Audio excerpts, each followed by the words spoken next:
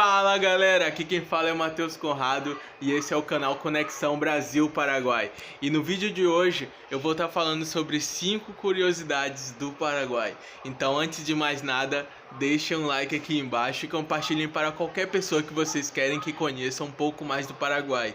Então bora para o vídeo!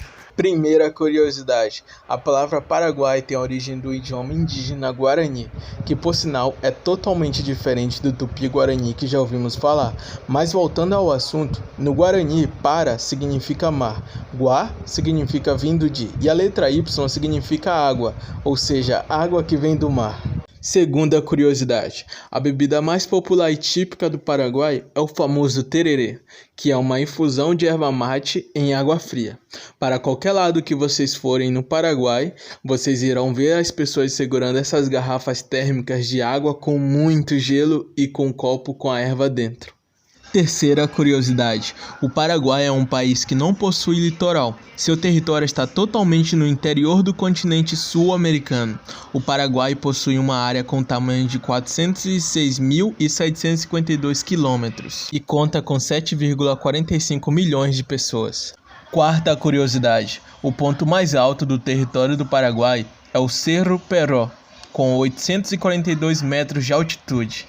Quinta curiosidade, localizado na linha do Trópico de Capricórnio, no Paraguai existem dois climas, o clima tropical na parte central do país e o clima subtropical na região sul.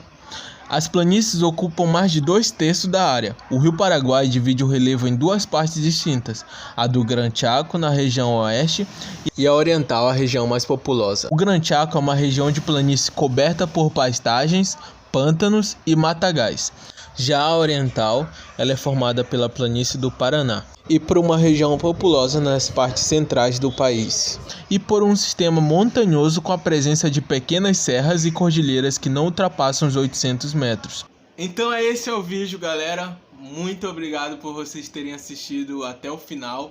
Não deixem de deixar o like aqui ou compartilhar para todas as pessoas que vocês querem que conheçam um pouco mais sobre o Paraguai. Em breve estarei postando mais vídeos para vocês saberem mais sobre mais curiosidades. E também, se vocês preferirem, deixem nos comentários o que vocês querem que seja o próximo vídeo, mais ideias para que a gente possa evoluir ainda mais. Então, muito obrigado, galera. Tamo junto e é nóis, hein?